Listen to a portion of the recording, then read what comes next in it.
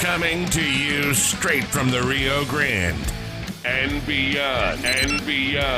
Broadcasting to the four corners of the globe. So grab your seat, your coffee, or your sundowner. Okay, everybody, here we go. On point, as always. This is Gloves Off. Gloves Off.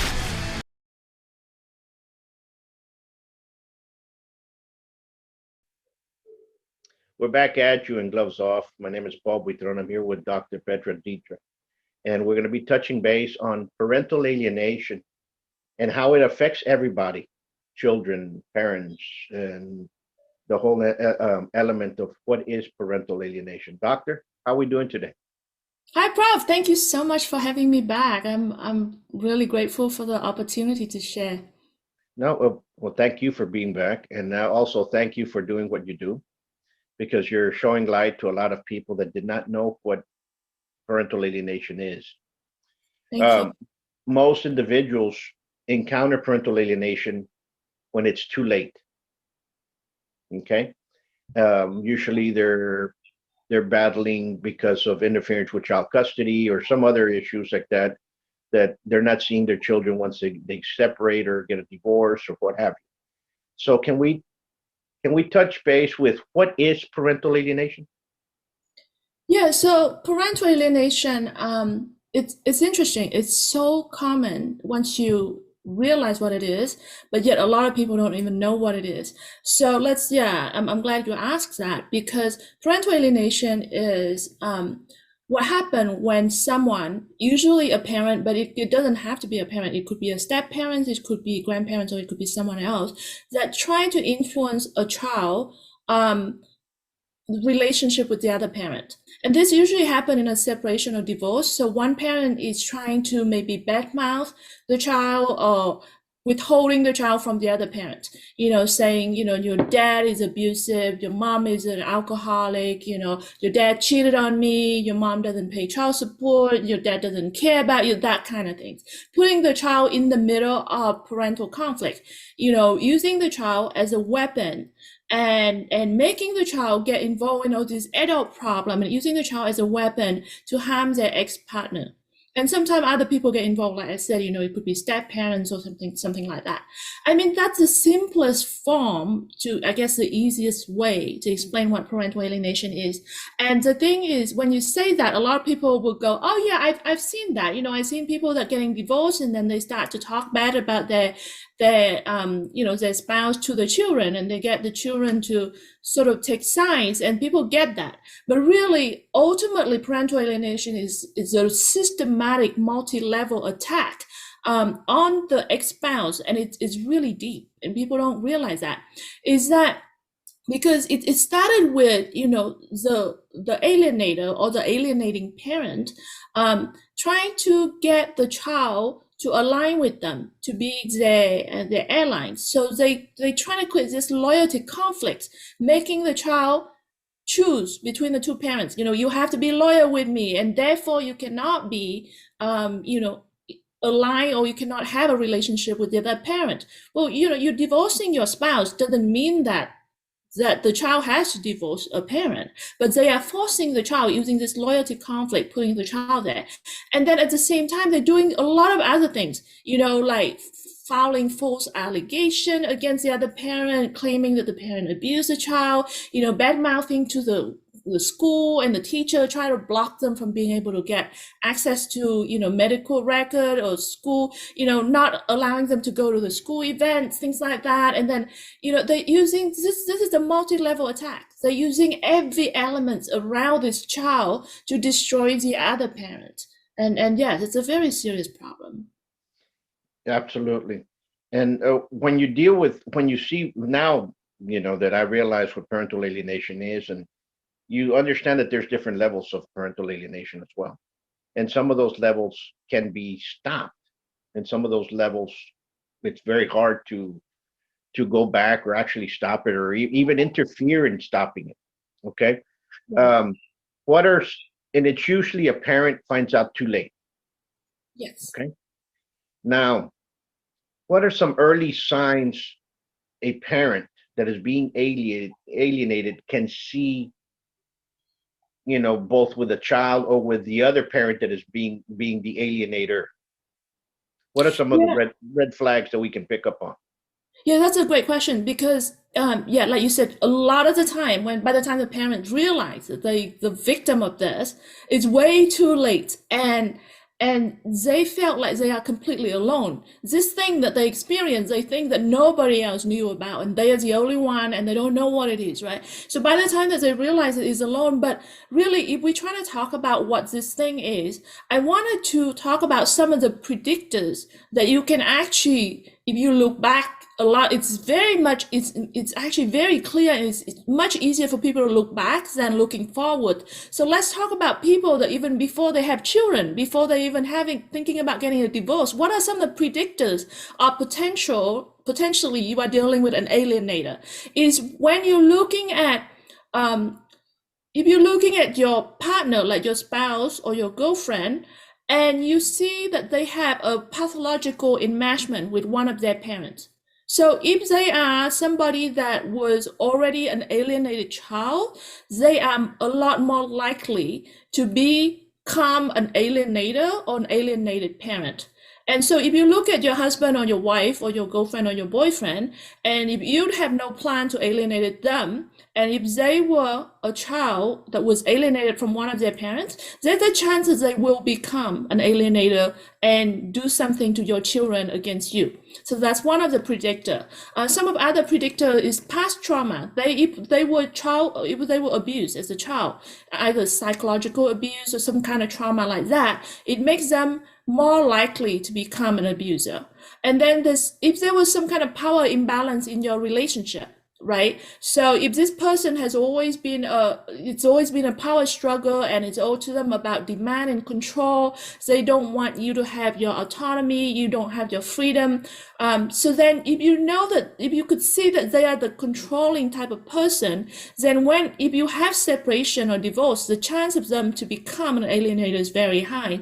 Obviously, that come with gaslighting and toxic kind of behavior. Like if they make you question your reality, if they are the one who create the problem and then turn around and blame you for that, right? That kind of thing is very likely going to translate into alienation when it's get into custody issue and then divorce and separation that involving children, right? And then if they try to isolate you from your family and friends throughout your relationship, then that tells you that they have this need to own you like a property. They're looking at you as a property. So the chance of them looking at the children as property is very high as well. I'm talking about, this is way before you're even talking about custody battles, right? These are predictors. You see if they're bad mouthing about other people, like you see them talking bad about their brother, sister, then the chance of them bad mouthing about you is also very high. So these are predictors, right? And then throughout your relationship, if you see that they care more about winning than connecting with you, right? The arguments, every couple is going to have arguments, but how do they handle that argument? If it's about winning for them rather than, fixing the problem that you guys have, it's an indicator that they are one of those abusive person. So then your chance of being a victim of alienation is going to be higher. So that's sort of predictor. But then, there's more things than that. When it comes, like I said, these are predictor, which means that it's way before you're talking about separation or talking about children. But once you start that, then obviously once you start the process of getting divorced and going through custody battle, then there's other things that you can look at. Absolutely. You just brought up an excellent point, because a lot of those predictors, those are things that are going on while people are married or while they're together. And so a person can actually a child can become alienated from another parent, even if there's no divorce. Absolutely. They live in a house where people say, look, they're happily married, but you have children that are very much alienated, even in those relationships. Absolutely. Yeah. It doesn't take it. It's more common and it's more obvious in separation or divorce, but no, it doesn't have to be. And not to mention how many marriages that are really fake marriages. I mean, people are so unhappy and they just stick around because for whatever reason, but really the marriage is as good as a divorce. So, the fact that they actually separate or divorce is not a real indicators of anything. Of parental alienation. So it can happen. It can occur while they're in the marriage, in a good relation, or a fake marriage, as people say, right? And people Right. don't want to get a divorce for whatever reason. Right. And so parental alienation starts there too. It exists. Right. Yeah. Now, when you just said that, you can go back and you can start putting pieces of the puzzle together of many things that you saw when you were growing up. But let me tell you this: now let's go back to the more obvious right now, what people understand. Parental alienation really occurs when people are separated. They're going through the first one. It's usually they interfere with your visitation. Boom. What are some red flags that children start showing immediately? That because most parents find out too late that this occurred. Okay. What are some red flags that you can look at or see that's going on with your child? And I guess a follow-up question is, does it matter by age group? Because Yeah, so the teenagers would take things a little bit differently. right. So yeah, the children so I would say the very first early sign of alienation, alienation takes some time. You may not have noticed it, but sometimes parents, because they notice it so late, it seems to them it just happened overnight. But it doesn't happen overnight. It actually takes time. There's a process. So at the very early sign is what I would call the freeze-thaw cycle, which is when children coming to your house from the other household, and at the beginning the children's a little bit cold and resistant and defiant, and then as the more time they spend with you, they seem to be chilling down, and they start to be more happy with you, and now they become their normal self. You guys have a great time, loving time, and then when it comes closer to time for you to like exchange the custody, right? The child's going to go back to the other family. The child sort of suddenly change. At this time, suddenly the child become cold again, and then start to become more defiant and difficult, right? So that's what I call the freeze-thaw cycle in children of alienation. And that's a very early sign, is where the children, if given enough time, they are still warm and happy with you because they're not fully alienated yet.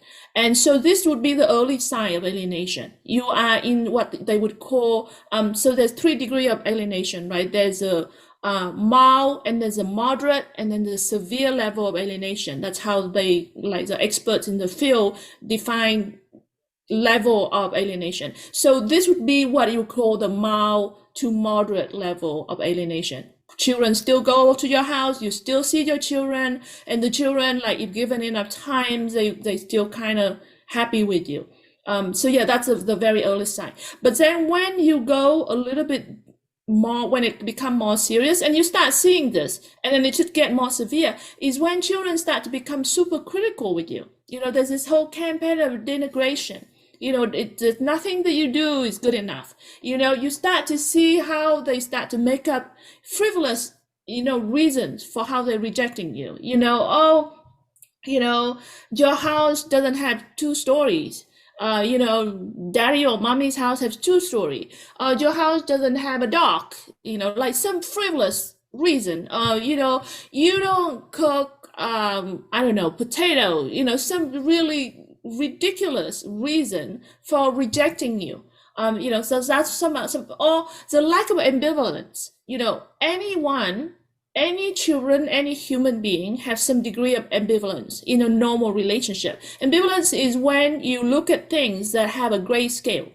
Now, children that are alienated, they become what they call going through what they call a splitting, which means that they lose the ability to see the grayscale. They just see things as black and white. That means that you are absolutely bad and the other parent's absolutely good.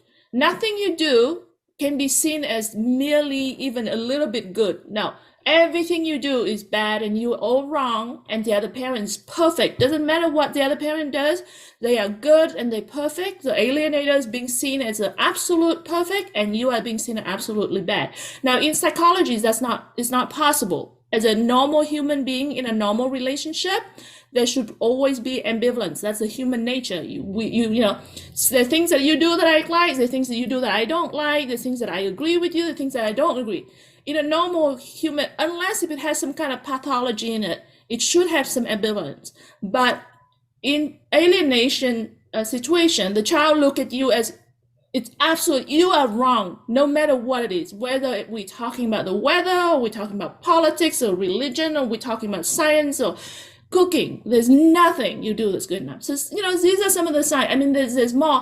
There's this thing called the 8 manifestation behaviors in children. And, you know, we published that, very well documented. People can look that up. We also have it on, you know, victim to hero as well. So there's this thing that scientists and researchers have classified, you know, like has listed. So there's 8 of those that you could look up. Absolutely. So that gets to my following question. Usually when like they find out, you know, I've been alienated or this is happening to me, it's already too late. Yeah. What can a parent do to kind of stop the progress or change it, or is there anything they can actually do?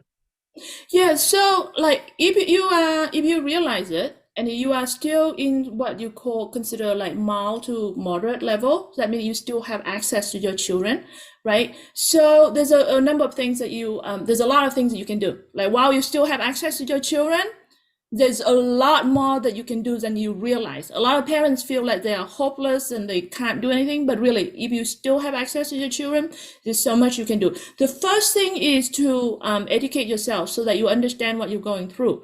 And so it's very important. One of the big things, and there's a study that just published recently, I think it just a few weeks ago, by Dr. Hammond, Jennifer Hammond from Colorado State University, and Dr.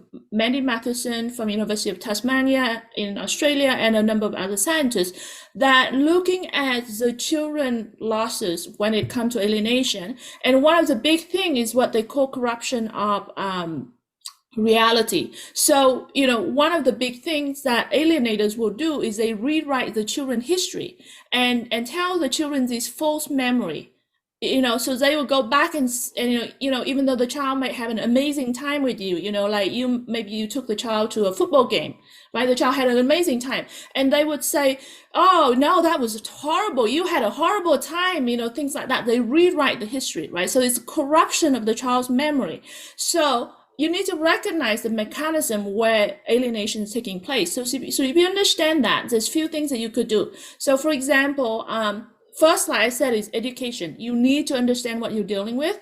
You need to have self-care so that you can handle your child, because you cannot bring your personal reaction and trauma, because I know it's very traumatic for a parent when they found out that they're in the situation of being alienated. So you cannot bring your trauma to your child. So you need to figure out, you need to get self-care so that you can handle your child properly. So self-care is a big part of it, and education is a big part of it. But now you know that your child memory is being corrupted. So one big aspect of it is memory refresher. You need to do things to refresh your children of the memories.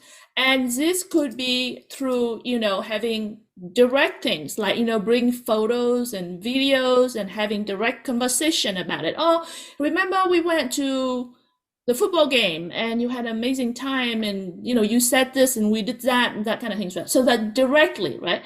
And or you can have it tangentially, you know, so you could be by taking them to another football game so that it refreshes the children memory, right? Or maybe watching a movie that have a football game, right? So that's tangential, right? Or and then you can also do that by indirectly. So having other people, you know, maybe having your their friends talking about football game, maybe having the extended family, maybe, if they have a favorite grandparent, getting your the grandparent to talk to the child about the football game, things like that. So you want to make sure that you focus on memory refresher. That's one aspect of it, right? So self-care, education, memory refresher. The next thing is very important is bonding, because the other parent is actively trying to destroy the bond between you and your child. So you have to go in and rebuilding that, right? So when it comes to bonding between your children, there's a model called emotional security that was developed by actually a lot of researchers in the field that done research on, for example, actually it says at least three field of study that sort of coincide and they all kind of intersect when it comes to this. So, the study that looking at divorce, the research on divorce, and then a study that looking at child development, and then a study that looking at trauma, and they all intersect here because they're looking at children that being affected by parental conflict and parental removal, parental separation, disruption of the attached model. So, you're looking at, so there's a particular model that I thought was relevant for targeted parents. It's called the emotional security. And there's a study by Dr. Fabricius. And Dr. Fabricius proposed this model, emotional security model. So he's talking about in order to build a good, strong emotional security with your child, like, bonding with your child, there are two key variables in that model. And one of them is direct interaction, right? So when you look at direct interaction, meaning that you actually spend quality time with your child. So if you have your child, don't use that time to go and, being on the phone and distracted, talking to other people, playing on Facebook, if you still have access to your child and you have your child, then dedicate that time. And you know that you are being subjected, if you know that you are target of parental alienation, then make sure you devoted that time to be actually interact with your child. And then the other aspect about direct interaction is activities is a lot better than inactivities. Meaning that, if you can take your child out to go and do something, it's better than just sitting and say, oh, let's you and I talk, right? Children don't like sitting there and talking to adults. Even if you just go for a drive, it's that conversation is more natural and is a lot better bonding than just sitting there at home and say, okay, let's sit down on the couch and talk, right? So so activities is a lot better than inactivity. So direct interaction, quality direct interaction is very important. Another aspect of it is responsiveness, right? For children, in order for the child to feel connected to you, they have to feel like, oh, you actually care about them, right? That you are responsive. So if they raise a question, right, a concern or anything, right, in the child perspective, they need to feel like you actually care, that you actually listen, that you are quickly respond to their needs, right? And so in order to do that properly, you need to build up your communication skill with your children. So there's a book, for example, called The 5 Love Language. Get yourself educated on that, because some children prefer to hear the message in a certain form, right? So if you learn about the love language and every children's different. So if you learn about that, that will help you in your responsiveness to your children. The other thing, at the end of the day though, when it comes to communication with your children, the key is thinking about the child's perspective and the child-centered communication, meaning that anything that you talk to your children, you need to think about what is the child's perspective instead of your personal need, right? And so instead of like just if the child say, oh, anything, and then you just go, oh, I don't care about it because it's not relevant to me, or like the child say, oh, can I buy this pair of jeans? And you go, oh no, that's terrible. They got all these holes and the rips in your jeans. That's not okay. I'm not okay with you wearing that, right? If that's how you respond, that the child doesn't see you as being responsive because you only care about how you see it. You need to look at how the child see it in the child's eyes. This is the coolest pair of jeans, it got all these rips and these holes in it. It's so trendy, it's fashionable, right? So being able to respond in the child's perspective is very important. So, that's another aspect of it. So bonding, yeah. Go ahead. So that's usually what happens when folks are they find out too late, that's going on, what's that, or going into that. And a lot of things that I've seen, because I've helped, I've taught too many kids in 30 years, Yeah. and I've seen a lot of it. The first thing that I see when it comes in is you have somebody, whether it's a divorcee or a single mom or what have you, comes inside. The first thing to tell you, the father's going to be paying the martial art classes, but I don't want him to come watch, or I don't want him to be here to test or any of the. And you're like, understand what I'm saying? But he's paying for it. But we don't want him to come watch, and so you can tell right away there's going to be problems, whether for them in the future. And that's what I started seeing. What I start seeing now is those kids that were there for a long time, that I realized were being alienated, right? Have gone with the other. Well, usually it's a father. They have gone with a father, and the mom's the one now saying they took the child away from me. Well, the child grew up. Now the child's 18, 19, 20, and he's no longer with you. Now he can go search for that other, for the father that you guys talked about for the longest time. You understand what I'm saying? Yeah. Is that very common for a child to grow up and seek the other parent, and all of a sudden the alienator, the parent that was the alienator, be kind of pushed aside when that happens? It does happen, but it's actually not that common. Actually, so when the children, people say this a lot. People are like, oh, don't worry about it. When the child turn 18, when they become adults, they will recognize it, and then they will come back to you, right? I mean, that would be nice, but actually, and it does happen, but there are certain conditions. So I've done research on this, and there are 4 conditions under which they will come back to the parent, but they don't just come back to parents, because there are alienated children who are 70, in their 70 and 80, and still don't come back and still don't realize. And I mean, by the time that I realized it, I was in my 40s. I talked to other alienated children who recognize it in their 50s. There's alienated children that recognize it in their 60s. Some never recognize it, and they live through their whole life and never come back. So there's nothing magical about the age. Because, and people think that maturity does it. It's not that, because you're being brainwashed as a child, and it's so ingrained that you will never wake up. You see things a certain way, and you'll never wake up from that. So there has to be certain triggers for you to wake up from that. It's either because you'll become an alienated parent, right? Now you see your child doing the same thing, and you go, oh, that's what happened to me.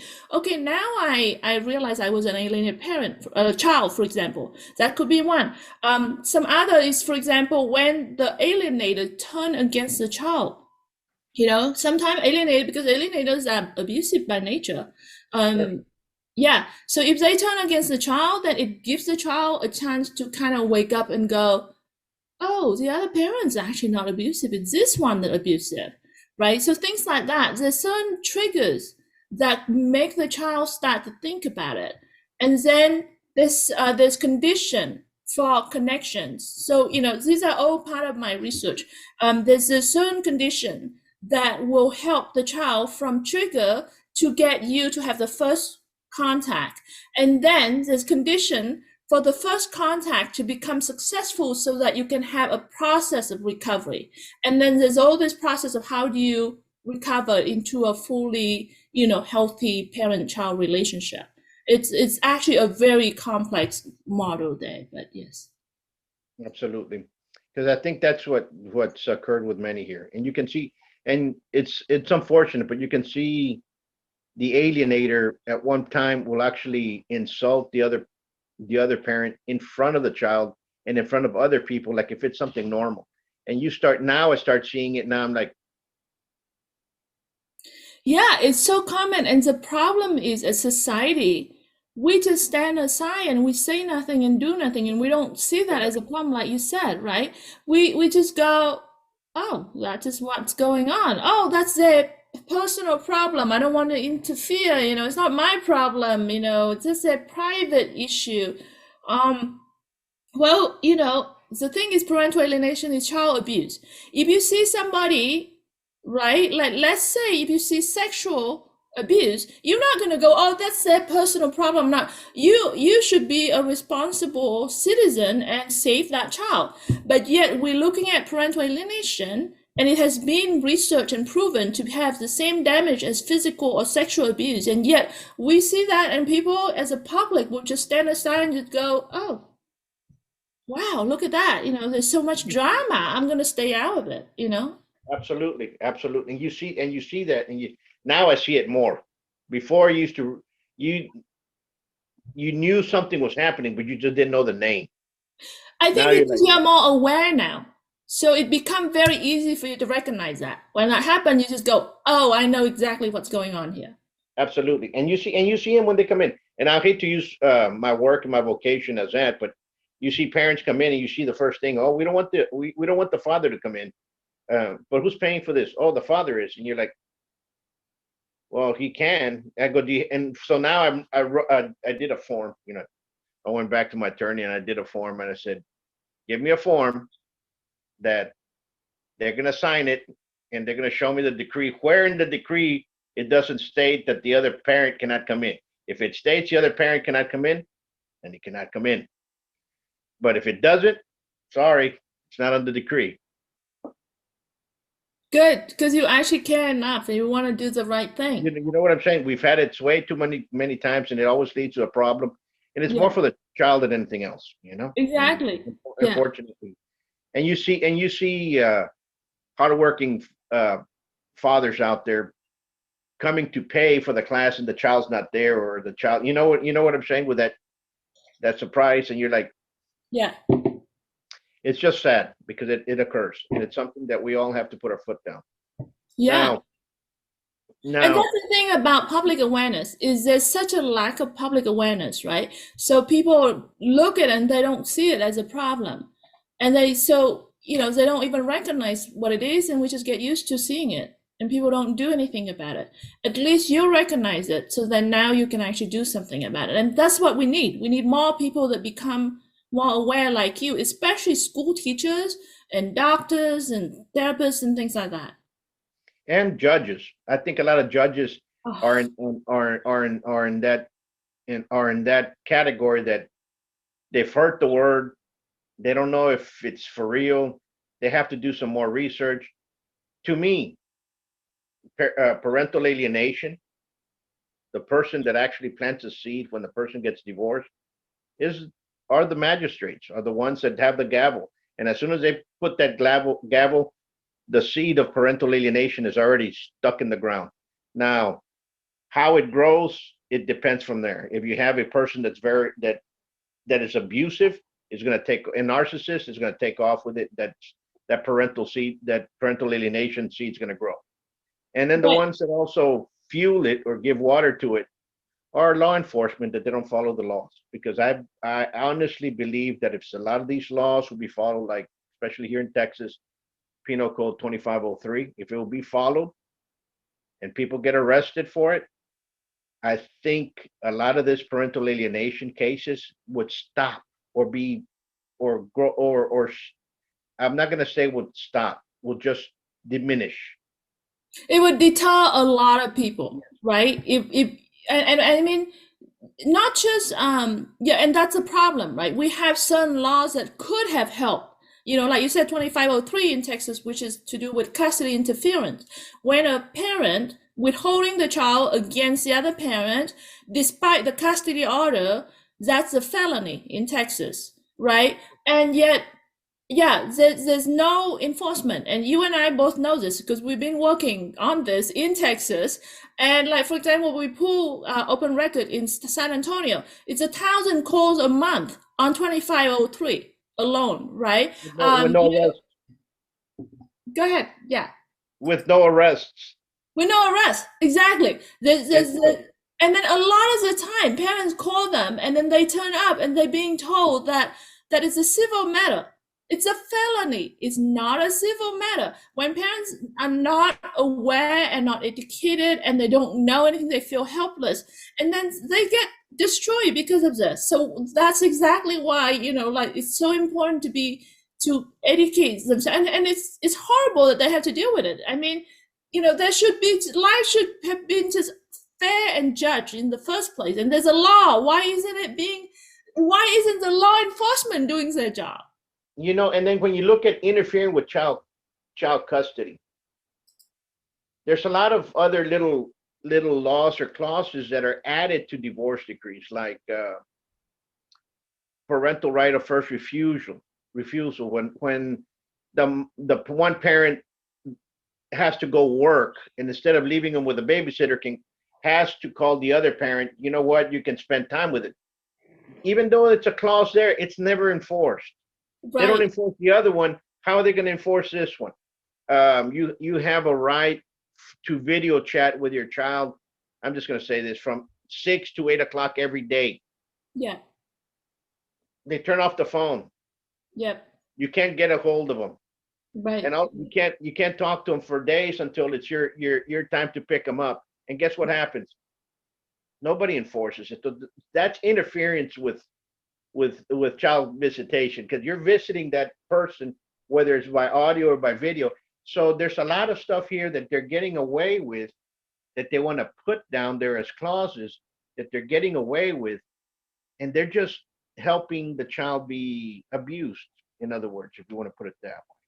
Okay? Right. I mean, like, we're talking about 2503, but there's 2504, which is enticing a child to break a custody order, saying, hey, you don't have to go. If you stay here, you and I can go out to Disneyland, or, stay here, I'll give you $100 or whatever. You don't have to go, just be here, right? Enticing a child, that's a class B misdemeanor in Texas. That's 2504. 2506 is harboring a runaway child, meaning if the child say, oh, I don't want to go to the other parent, and yet it's their time to have the child, and you holding the child, that's the 2506. That's a class A misdemeanor. Well, when was the last time all of this being enforced?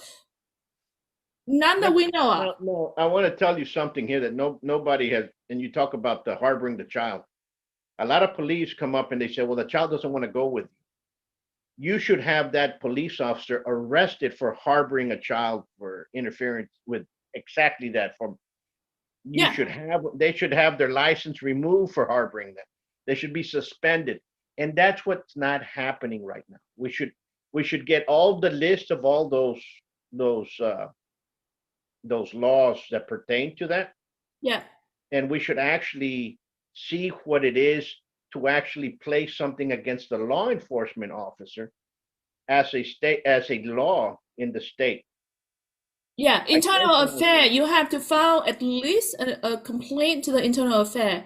You need to get that officer badge number and their name. Make sure you record the time. You can even, if you need to, you can even subpoena for their body cam, so that you can have the recording of that conversation that you had with them where they refuse to help you, things like that. But I mean, like, for example, we're looking at, like, I'm just pulling, like, Montgomery County in Texas, right? Their field policy and procedure manual, even saying, when it comes to child custody, deputies shall not attempt to adjudicate such matters.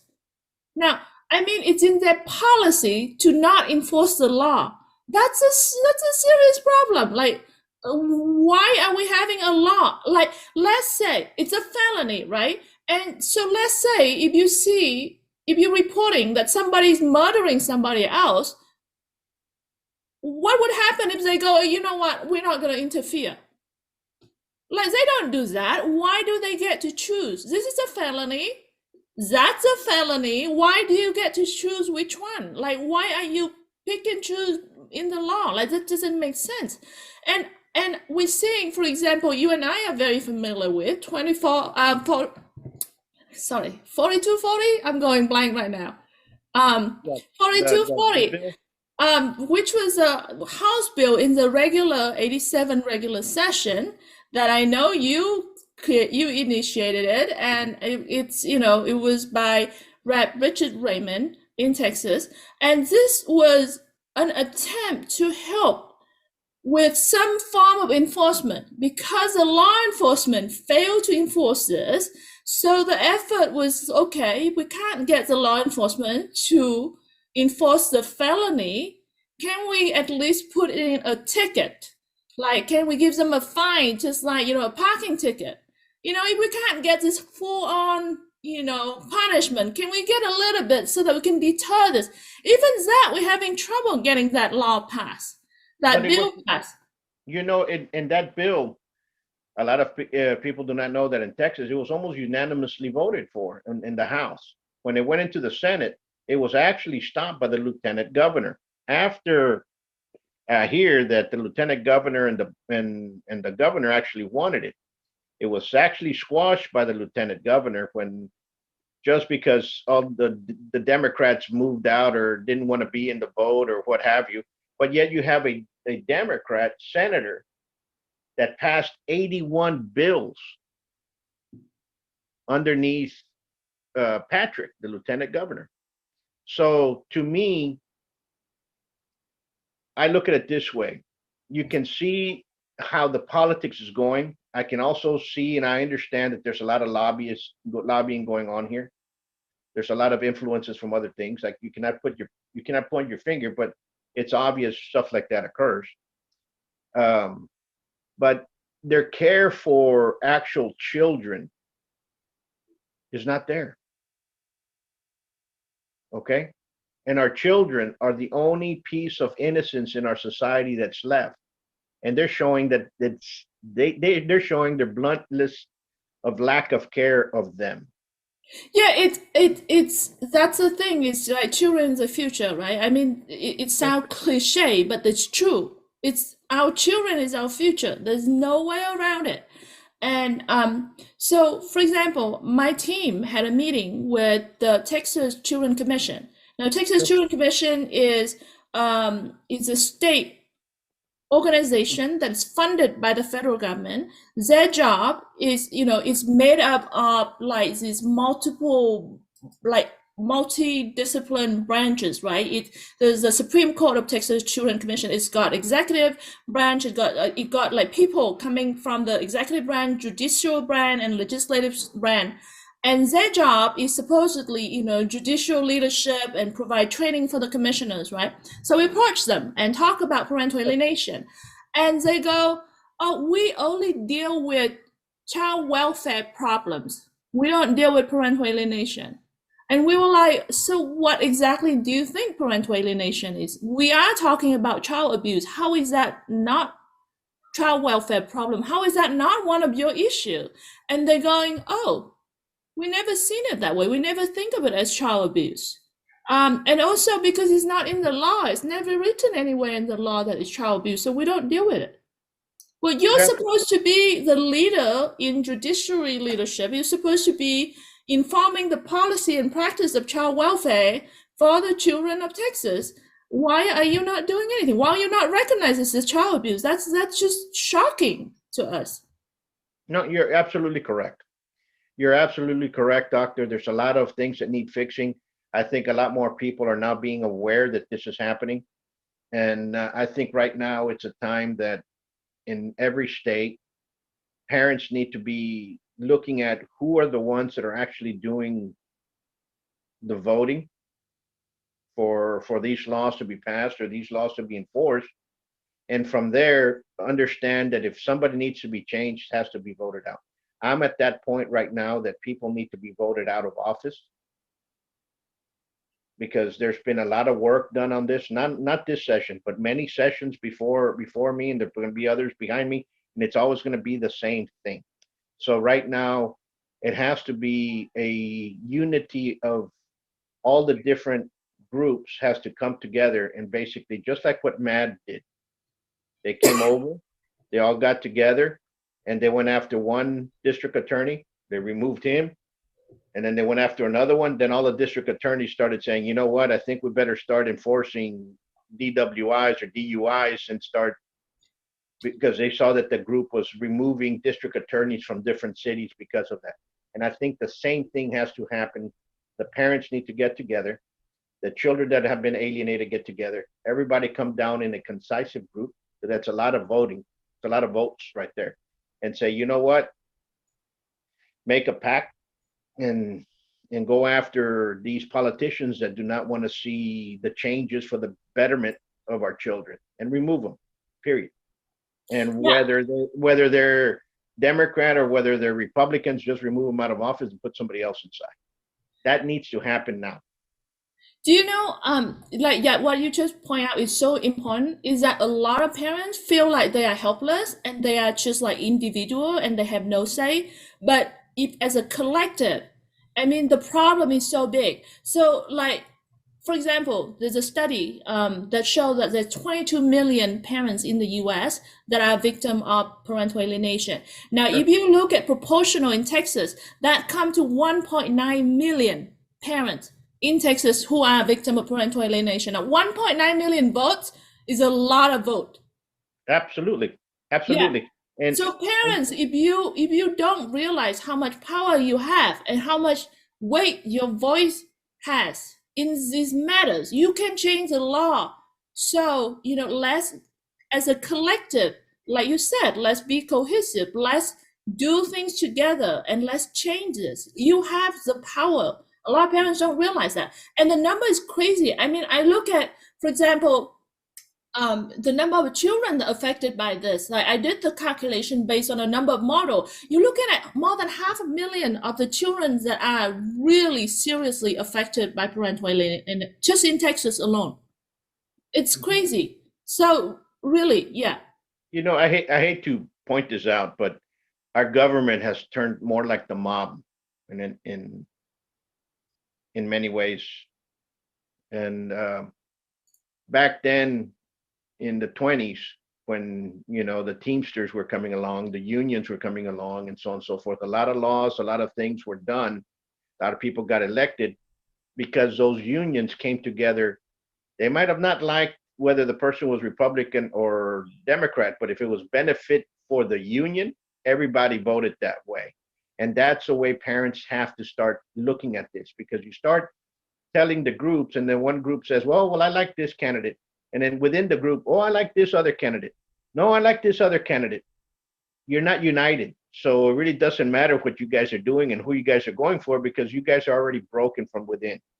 It has to be a concisive, like the unions, kind of like, and I'm using the Teamsters as this, put together and say, you know what, we're going to vote for this person. And that's the way it has to be, all of us together, because that's exactly what MAD did in the beginning.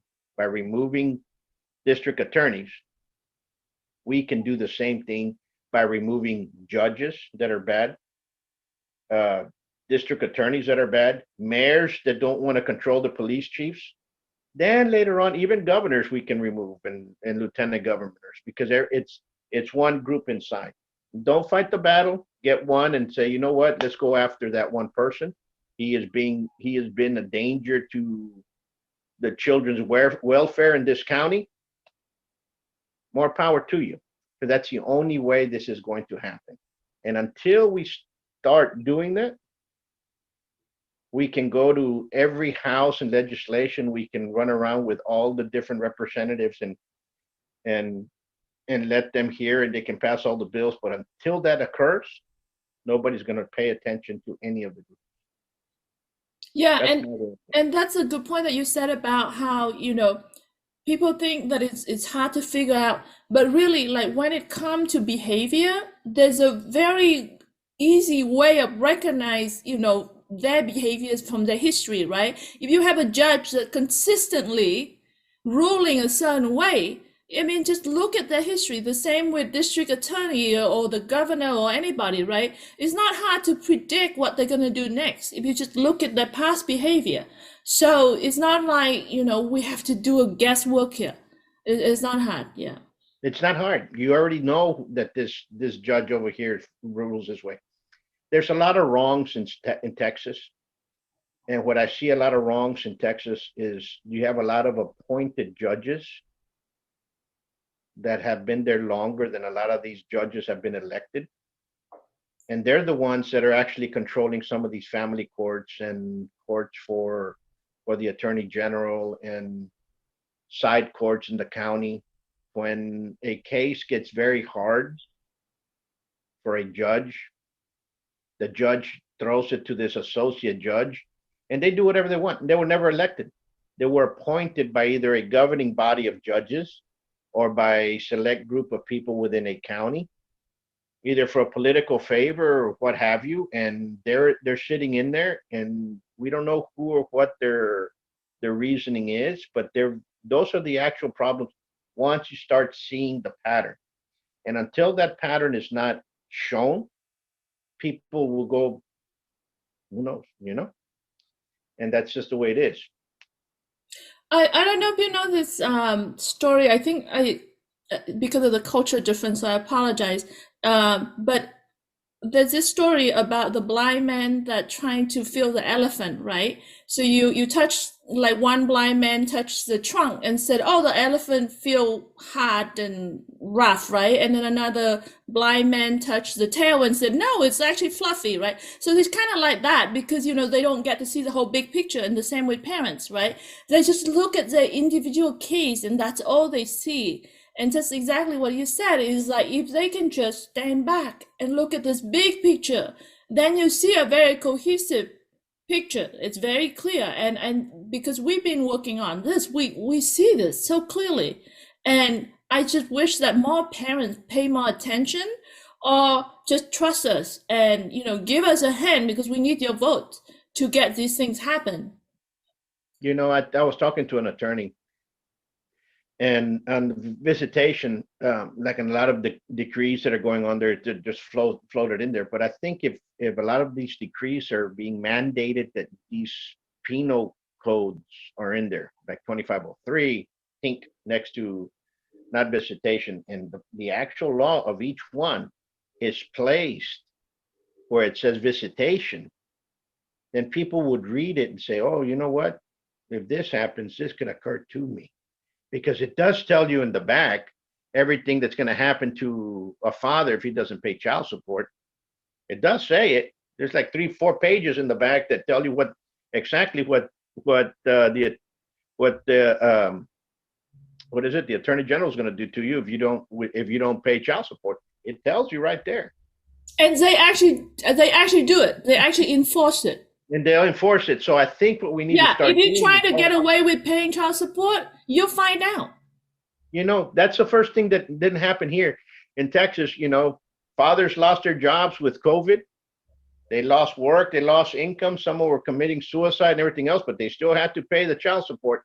That wasn't held. That wasn't frozen. There was no help there. And they were being incarcerated as well. So, they can't come out and say, "Oh, we helped." No, you didn't help. But anyway, doctor, I want to thank you for your words and for your counsel on that, because a lot of people do not understand what parental alienation is. If folks want to get more information, how can they contact you and contact your groups? Thank you so much. I mean, yeah, really appreciate you, and anytime really, because you've been amazing supporter for us as well. So yeah, I'm from an organization called Victim to Hero. So we're on Facebook, we're on our website, we're on Twitter, we're on different platforms. So whatever, we're on YouTube. We have free events pretty regularly. Just like your show, we bring in expert and we'll talk about a lot of different aspects of this. Our organization is very much focused on science-driven, like data-driven information. We show parents what to do based on research instead of opinions. So there's a lot of focus on research and data. But yeah, so they can find us. It's called Victim to Hero. I'm also from an organization called the Hero Circle, which is an organization that consists of entirely of the adult children of victims of alienation. So, we were children, we were alienated from one of our parents, and now we are adults. And so this organization called the Hero Circle, and it's just consists entirely of these adult children victims. So you can look us up. It's theheroescircle.com.